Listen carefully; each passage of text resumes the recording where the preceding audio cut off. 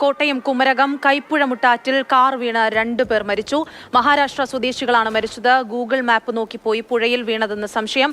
കാറിന്റെ ഉള്ളിൽ നിന്നും ആളുകളുടെ നിലവിളി ശബ്ദം കേട്ട ജനങ്ങൾ ഓടിയെത്തിയപ്പോഴേക്കും കാർ വെള്ളത്തിൽ മുങ്ങിത്താണു എന്നാണ് ദൃക്സാക്ഷികളൊക്കെ പറയുന്നത്. ഷിനോജ് ഉണ്ട് വിശദാംശങ്ങളുമായി. ഷിനോജെ, നേരത്തെ 2 പേരെ ചില്ലൊക്കെ പൊട്ടിച്ചു പുറത്തെടുത്തു, പക്ഷേ അവരുടെ മരണം സ്ഥിരീകരിച്ചു.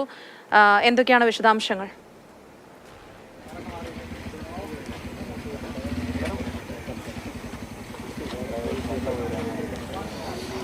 അനശ്വര, രാത്രി 8:30-ക്കാണ് ഈ അപകടമുണ്ടാകുന്നത്. എനിക്ക് പിന്നിൽ കാണുന്ന KL07 CK 1239 എന്ന വാഹനമാണ് അപകടത്തിൽപ്പെട്ടത്. ഈ വാഹനം കോട്ടയത്ത് നിന്ന് കുമരകം ഭാഗത്തേക്ക് വരികയായിരുന്നു.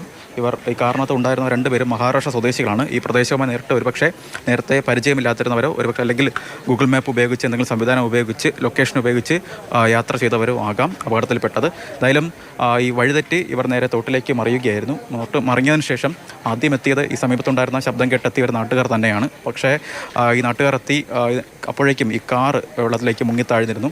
തുടർന്ന് ഫയർഫോഴ്സ് ഉൾപ്പെടെയുള്ള സംവിധാനങ്ങളൊക്കെ എത്തി ഇവരെ ചില്ല് പൊട്ടിച്ച് പുറത്തെടുക്കാൻ ശ്രമം നടത്തി.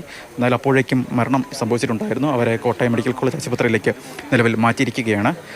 നേരത്തെ ആദ്യഘട്ടത്തിൽ ഇതിനകത്തൊരു കുട്ടി ഉണ്ടായിരുന്നു എന്ന സംബന്ധിച്ച് ചില സൂചനകളും സംശയങ്ങളൊക്കെ ഉണ്ടായിരുന്നു. പക്ഷേ മന്ത്രിയും അതുപോലെ തന്നെ പോലീസുമൊക്കെ ആ സംശയങ്ങളൊക്കെ അങ്ങനത്തെ സംശയങ്ങളൊന്നുമില്ല, 2 പേർ മാത്രമാണ് ഇതിനകത്ത് ഉള്ളത് എന്ന നിഗമനത്തിലേക്ക് എന്തായാലും എത്തിയിരിക്കുകയാണ്.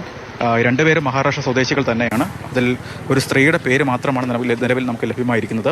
താനെ സ്വദേശിയാണ്. ബാക്കി ഒരു ഉണ്ടായിരുന്ന പുരുഷൻ്റെ സംബന്ധിച്ച് കൃത്യമായ വിവരം ഇതുവരെയും ലഭ്യമായിട്ടില്ല. എന്തായാലും 2 പേരെയും കോട്ടയം മെഡിക്കൽ കോളേജിലെ ആശുപത്രിയിലെ മോർച്ചറിയിലേക്ക് നിലവിൽ മാറ്റിയിരിക്കുകയാണ്. അതേസമയത്ത് തന്നെ എറണാകുളത്ത് നിന്നുള്ള ഏതോ ഒരു കടയിൽ നിന്ന് റെൻ്റ് ഷോപ്പിൽ നിന്ന് എടുത്ത കാറാണ് ഇതെന്ന് ഒരു സൂചന ഇപ്പോൾ ലഭ്യമായിട്ടുണ്ട്.